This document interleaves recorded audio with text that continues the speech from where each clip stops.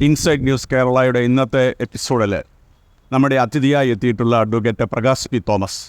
അദ്ദേഹം Kerala council of ചർച്ചസിൻ്റെ general സെക്രട്ടറിയാണ്. മാർത്തോമാ സഭയുടെ മുൻ ട്രസ്റ്റി ആയിരുന്നു. മറ്റു പല വേദികളും വഹിക്കുന്നയാളാണ്. പദവികൾ എക്യുമെനിക്കൽ വേദികളിലും അല്ലാതെയും ധാരാളം പദവികൾ വഹിക്കുന്ന ഒരു വ്യക്തിയാണ് അഡ്വക്കേറ്റ് പ്രകാശ് പി തോമസ്. സ്വാഗതം ശ്രീ പ്രകാശ് പി തോമസ്. ഇന്ന് നമ്മൾ ശ്രീ പ്രകാശുമായി സംവദിക്കുന്നത് ഇപ്പോൾ ഏറ്റവും വിവാദമായിട്ടുള്ള മുനമ്പം ഭൂമി പ്രശ്നത്തിൽ വഖഫ് ബോർഡ് എടുത്തിട്ടുള്ള നിലപാടുകളെക്കുറിച്ചാണ്.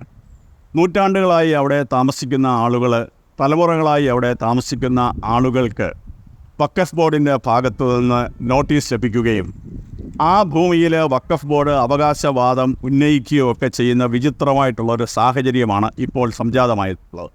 ഇത് മുനമ്പത്ത് മാത്രമല്ല, കേരളത്തിലും ഇന്ത്യയിലും മറ്റു പലയിടത്തും ഈ അടുത്ത കാലത്തായി ഇത്തരം പ്രശ്നങ്ങൾ ഉണ്ടായിക്കൊണ്ടിരിക്കുകയാണ്. അപ്പോൾ ആ പ്രശ്നത്തിൽ ഈ മുനമ്പത്തെ സമരപന്തലിൽ എത്തിയ ഒരു വ്യക്തിയാണ് ശ്രീ പ്രകാശ്. കേരള കൗൺസിൽ ഓഫ് ജസ്റ്റിസിൻ്റെ മറ്റ് ഉന്നതരായിട്ടുള്ള നേതാക്കളും അവിടെ എത്തിയിരുന്നു. എനിക്ക് പ്രകാശിനോട് ആദ്യം തന്നെ ചോദിക്കുവാനുള്ളത്, അങ്ങനെ ആ സമരപന്തലിൽ എത്തുവാൻ നിങ്ങൾക്കുണ്ടായ പ്രചോദനം എന്താ? കേരള കൗൺസിൽ ഓഫ് ചർച്ചസിനെ സംബന്ധിച്ചിടത്തോളം കേരളത്തിലെ സഭകളുടെ ഔദ്യോഗിക ഐക്യവേദിയും അതോടൊപ്പം തന്നെ വേൾഡ് കൗൺസിൽ ഓഫ് ചർച്ചസിൻ്റെയും national council of churches in ഇന്ത്യയുടെയും കേരളത്തിലെ സംസ്ഥാനതല ഘടകവുമാണ്.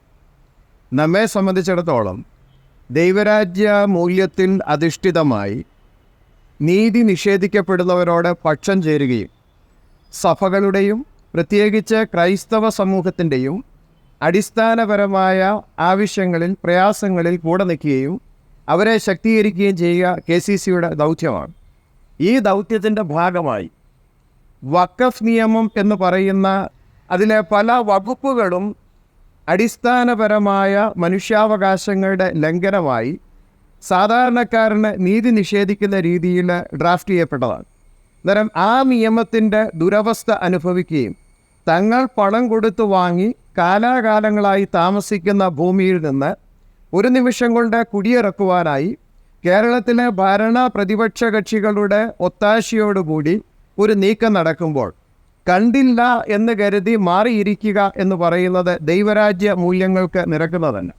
അതുകൊണ്ട് തന്നെ ആ പ്രശ്നത്തിന് ഇടപെടുകയും അതിന് പരിഹാരം കണ്ടെത്തുവാൻ ശ്രമിക്കുകയും പ്രയാസം അനുഭവിക്കുന്നവരോട് ഐക്യദാർഢ്യം പ്രഖ്യാപിച്ചുകൊണ്ട് അവരുടെ സമരത്തിൻ്റെ ഭാഗമാവുകയും കേരള കൗൺസിൽ ഓഫ് ചർച്ചസിൻ്റെ നിർദ്ദേശ ലക്ഷ്യങ്ങളിൽ പെടുന്നതാണ്.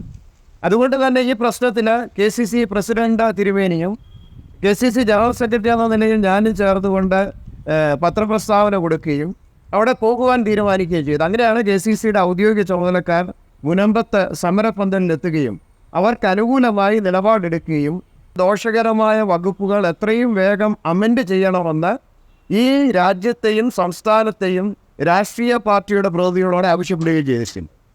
വഖഫ് ബോർഡിൻ്റെ ഇപ്പോഴത്തെ ഈ നീക്കം, അവരെ ഈ വസ്തു ഉടമകൾക്ക് നോട്ടീസ് അയക്കുകയും ഒക്കെ ചെയ്യുന്നു, അതിൻ്റെ ഒരു നിയമസാധുതയാണ്? വഖഫ് ബോർഡിനെ സംബന്ധിച്ചിടത്തോളം അവരിപ്പോൾ നടത്തിയിട്ടുള്ള നീക്കം എന്ന് പറയുന്നത് നിയമപരമായി നിലനിൽക്കുന്നതല്ല, എന്നാൽ നിയമപരമായി പ്രശ്നമുണ്ടാക്കാൻ സാധ്യതയുള്ളതാണ്. ഞാൻ ഈ രണ്ട് രീതിയിൽ പറയാൻ കാരണം എന്താണെന്ന് ചോദിച്ചാൽ, വഖഫ് എന്താണെന്ന് ആദ്യമായിട്ട് നാം മനസ്സിലാക്കണം. വഖഫ് എന്ന് പറയുന്നത് മുസ്ലിം വിശ്വാസിയായിട്ടുള്ള ഒരാൾ തൻ്റെ വസ്തു അള്ളാഹുവിനെ സമർപ്പിക്കുന്ന, ദൈവത്തിന് സമർപ്പിക്കുന്ന പ്രക്രിയയാണ് വഖഫ് എന്ന് പറയുന്നത്. രണ്ട് തരത്തിൽ വഖഫ് ചെയ്യും. എനിക്കിപ്പം പ്രോപ്പർട്ടി ഉണ്ട്, അതെൻ്റെ മക്കളുടെ ഉപയോഗത്തിനായിട്ട് പ്രൈവറ്റായിട്ട് എനിക്ക് വഖഫ് ചെയ്യാം, അതിൻ്റെ ആനുകൂല്യങ്ങൾ അവർക്ക് ലഭിക്കുന്നത്. എന്നാൽ പബ്ലിക്കിന് വേണ്ടി, ഞാൻ മുസ്ലിം സമൂഹത്തിൻ്റെ ഉന്നമനത്തിന് വേണ്ടി അത് കൊടുക്കുന്നു. അപ്രകാരം ഇത് വഖഫ് ചെയ്യാനായിട്ട് സാധിക്കും. നിലവിലുള്ള നിയമം അനുസരിച്ച് സത്താർ സേട്ടുവിന് പാട്ടത്തിന് ലഭിച്ച വസ്തു, അത് നമ്മളിന്ന് മനസ്സിലാക്കണം, അദ്ദേഹത്തിൻ്റെ സ്വന്തം വസ്തുവല്ല, പാട്ടത്തിന് കിട്ടിയ വസ്തുവിൻ്റെ ഉടമയല്ല അദ്ദേഹം, പാട്ടത്തിന് ഉപയോഗിക്കുന്നത് മാത്രമേ ഉള്ളൂ. ആ വസ്തു അദ്ദേഹത്തിൻ്റെ മകനായ സിദ്ദിഖ് സേട്ടു 1950 ഒരു ഡോക്യുമെൻറ്റിൻ്റെ പേരിൽ അത് ഫറൂഖ് കോളേജിന് കൊടുത്തു. ഈ ഫറൂഖ് കോളേജിന് കൊടുത്തപ്പോൾ അദ്ദേഹം വഖഫ് എന്നൊരു ടേം അതിൽ ഉപയോഗിച്ചിട്ടുണ്ട്.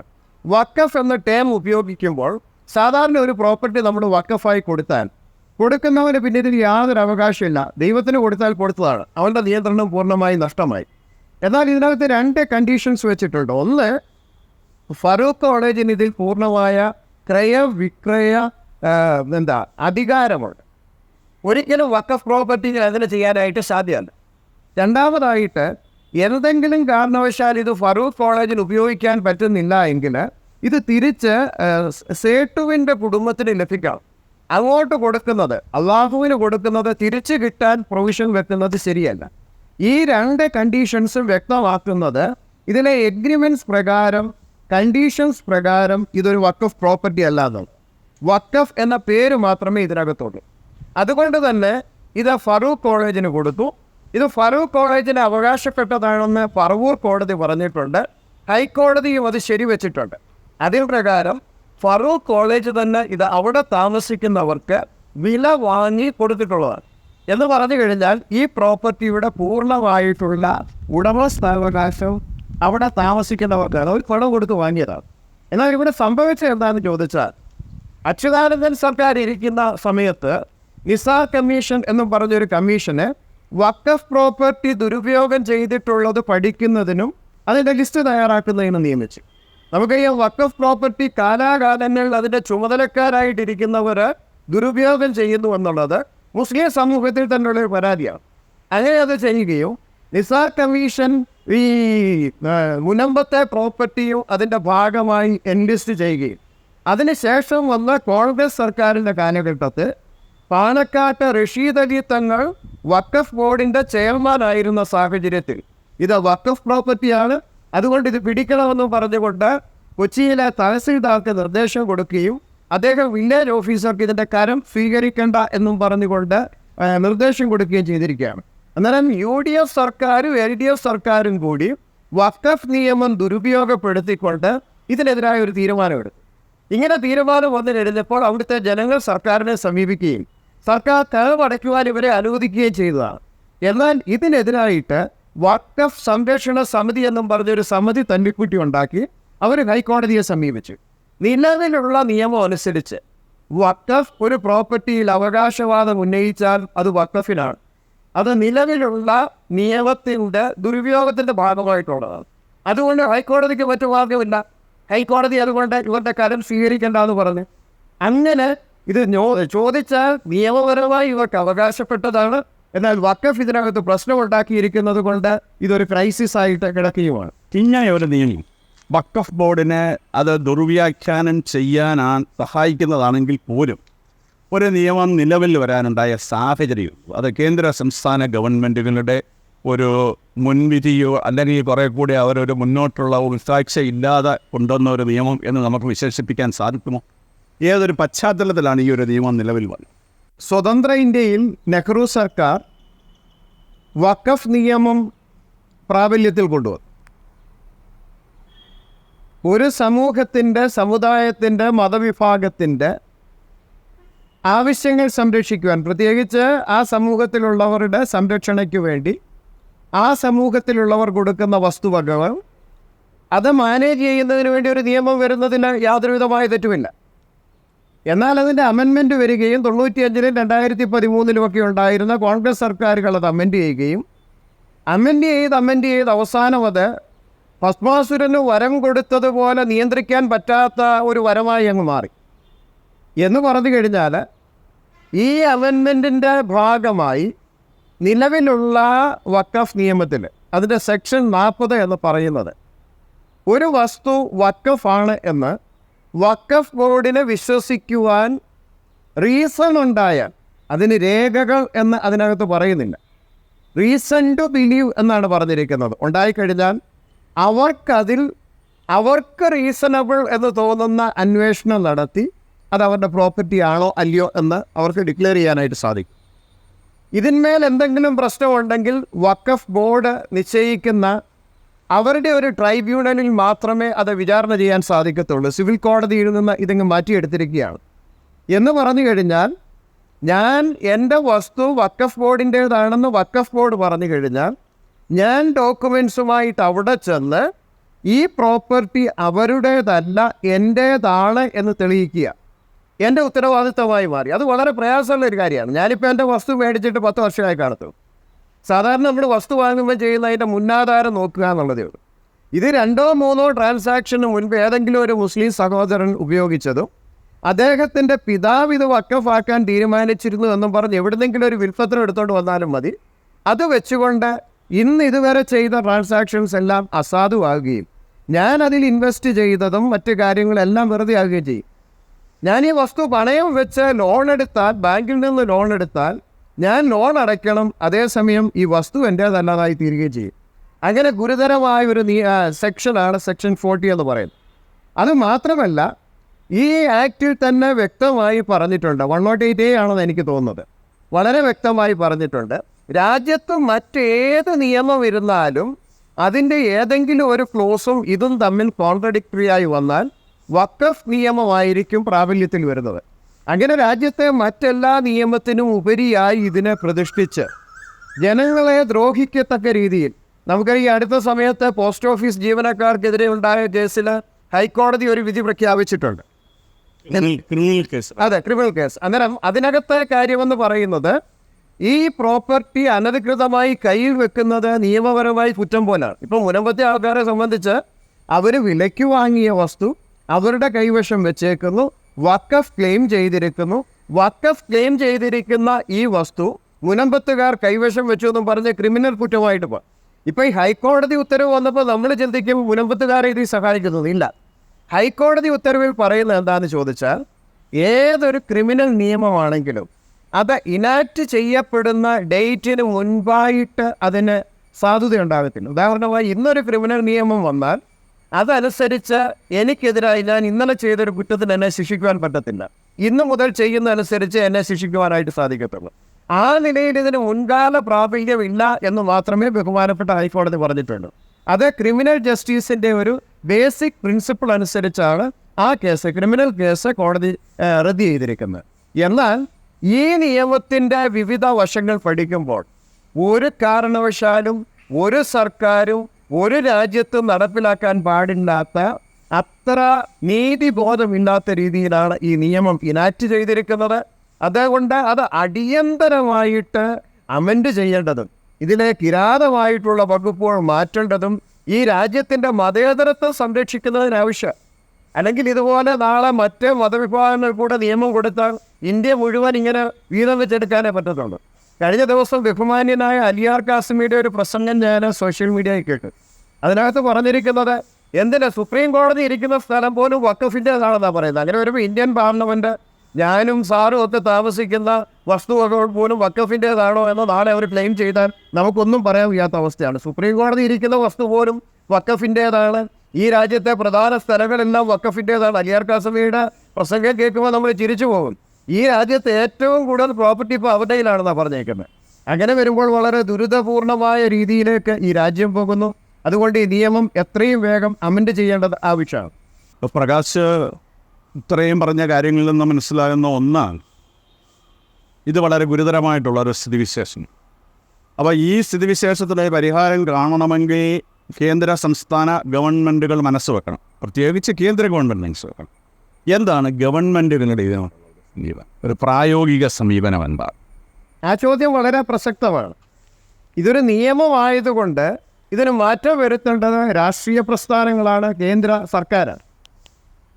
ഇന്നലെ ചെയ്ത അബദ്ധം ഇന്നത്തെ ആചാരമായി മാറാം എന്ന് കവി തന്നെ പാടിയിട്ടുണ്ട്. അതിനുത്തരം മൂളാതിരിക്കുകയാണ് സുബോധമുള്ളൊരു ഭരണാധികാരി ചെയ്യേണ്ടത്. അതിന് സുബോധമുള്ളൊരു ഭരണകൂടം എന്ന നിലയിൽ കേന്ദ്ര സർക്കാർ ഈ നിയമത്തിൽ കിരാതമായ വകുപ്പുകൾ അമെൻഡ് ചെയ്യും.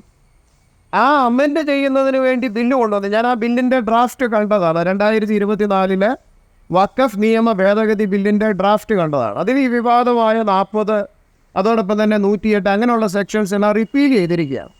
അതാണ് സത്യത്തിൽ ചെയ്യേണ്ടത്.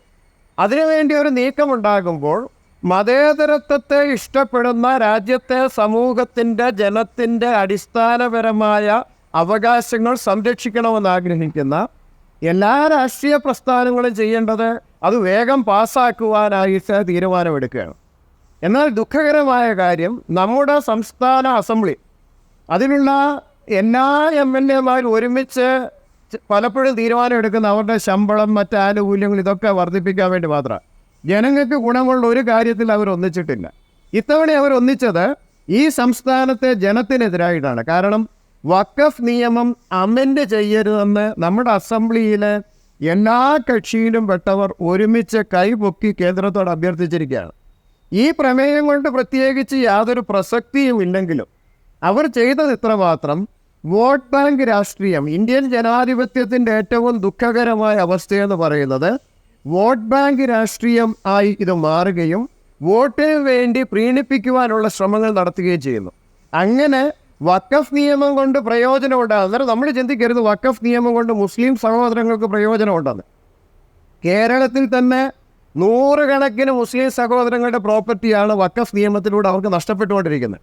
എന്നാൽ ഇതൊരു വിഭാഗത്തെ മൊത്തത്തിൽ അങ്ങ് ആശ്വസിപ്പിക്കാം, അവർക്ക് പിന്തുണ കൊടുത്ത് അവരുടെ വോട്ട് വാങ്ങാമെന്ന ചിന്തയോടാണ് ചെയ്യുന്നത്. ഇത് എത്രയും പെട്ടെന്ന് അമെൻഡ് ചെയ്യേണ്ടത് ആവശ്യമാണ്. കാരണം ഈ കഴിഞ്ഞ ദിവസം ഞാൻ അലിയാർ കാസിമിയുടെ പ്രസംഗത്തിൽ കേട്ടതുപോലെ എല്ലാം ഇന്ത്യയുടെ മുഴുവൻ എന്ന് പറഞ്ഞാൽ സുപ്രീം കോടതിയുടെ വസ്തു പോലും വഖഫിൻ്റേതാണ്. അന്നേരം എല്ലാം വഖഫിൻ്റേതായി മാറുന്ന, എല്ലാത്തിനെയും കവർന്നു തിന്നുന്ന ഒരു സാഹചര്യത്തിലേക്ക് ഈ നിയമം മാറിയിരിക്കുന്നതിനാൽ അതിനൊരു മാറ്റമുണ്ടാകേണ്ടത് ആവശ്യമാണ്. അതോടൊപ്പം തന്നെ അതിനാവശ്യമായ നിയമ നടപടി ഉടനെ ഉണ്ടാകേണ്ടത് ആവശ്യമാണ്. ജനങ്ങളെ സ്നേഹിക്കുന്നുവെങ്കിൽ എനിക്ക് കേരളത്തിലെ UDF LDF ഒറ്റ റിക്വസ്റ്റ് മാത്രമേ ഉള്ളൂ. നിങ്ങൾക്ക് സുബോധമുണ്ടെങ്കിൽ എന്തുകൊണ്ട് നിങ്ങൾ വഖഫ് നിയമ ഭേദഗതിയെ എതിർക്കുന്നു എന്ന് പറയാൻ തയ്യാറാകണം. മതേതരത്വത്തെ ലംഘിക്കുന്നു എന്നൊന്നും പറയരുത്. ഈ നിയമമാണ് മതേതരത്വത്തെ ലംഘിക്കുന്നത്. അതുകൊണ്ട് എന്തുകൊണ്ട് എതിർക്കുന്നു എന്ന് വ്യക്തമായി ജനങ്ങളോട് പറയുവാൻ തയ്യാറാകണം. സത്യത്തിൽ നിങ്ങൾ ചെയ്യേണ്ടത്, മുനമ്പത്ത് നിങ്ങൾ പോയി രണ്ട് കൂട്ടരും പറയുന്നുണ്ടല്ലോ, മറ്റു കൂട്ടരാണ് പ്രശ്നം ഉണ്ടാക്കിയത്. കുഞ്ഞാലിക്കുട്ടിയും അതോടൊപ്പം തന്നെ UDF പ്രതിപക്ഷ നേതാവും ഒക്കെ ചെന്ന് പറയുന്നുണ്ട് LDF സർക്കാർ, അച്യുതാനന്ദൻ സർക്കാരാണ് പ്രശ്നം ഉണ്ടാക്കിയത്.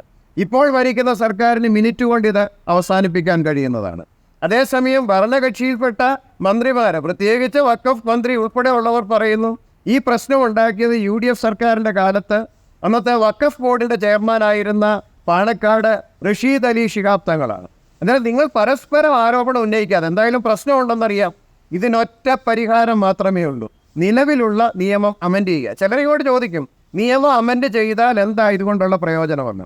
നിയമത്തിൻ്റെ അമെൻമെൻറ്റിൽ വ്യക്തമായി പറയുന്നു, ഇങ്ങനെ ഒരു ഡിസ്പ്യൂട്ട് വന്നാൽ അതിൽ തീരുമാനമെടുക്കേണ്ടത് ജില്ലാ കളക്ടറാണ്. ജില്ലാ കളക്ടർ തീരുമാനമെടുത്ത് ഇതിൽ ഡിസ്പ്യൂട്ട് ഇല്ല എന്ന് ഉറപ്പാക്കിയെങ്കിൽ വഖഫിന് അത് അക്വയർ ചെയ്യാനായിട്ട് സാധിക്കത്തുള്ളൂ. അങ്ങനെ വരുമ്പോൾ ഈ രാജ്യത്തെ ജനത്തിന് നീതി ലഭിക്കും.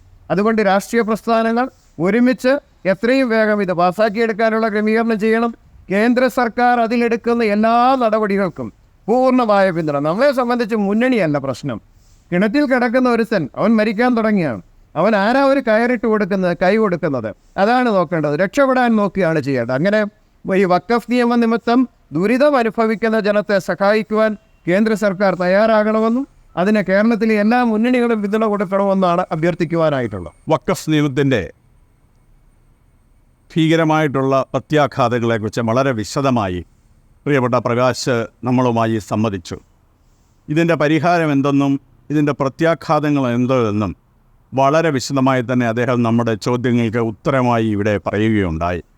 കേന്ദ്ര സർക്കാരിന് മാത്രമേ നിയമ ഭേദഗതിയിലൂടെ ഈ നിയമത്തിൻ്റെ ദൂഷ്യവശങ്ങളിൽ നിന്നും ഇത് സൃഷ്ടിക്കുന്ന ദുരിതങ്ങളിൽ നിന്നും ജനങ്ങളെ രക്ഷിക്കുവാൻ സാധിക്കത്തുള്ളൂ എന്നുള്ളത് വളരെ വ്യക്തമായി നമുക്ക് മനസ്സിലാക്കുവാൻ കഴിഞ്ഞു. നമ്മളുമായി ഇത്രയും സമയം ചിലവഴിക്കുകയും ആശയവിനിമയം നടത്തുകയും ഈ വഖഫ് നിയമത്തിൻ്റെ എല്ലാ വശങ്ങളും വളരെ വിശദമായി പ്രതിപാദിക്കുകയും ചെയ്ത ശ്രീ പ്രകാശ് പി തോമസിനോട് ഇൻസൈഡ് ന്യൂസ് കേരളയ്ക്കുള്ള നന്ദി അറിയിക്കുന്നു. നന്ദി, നമസ്കാരം.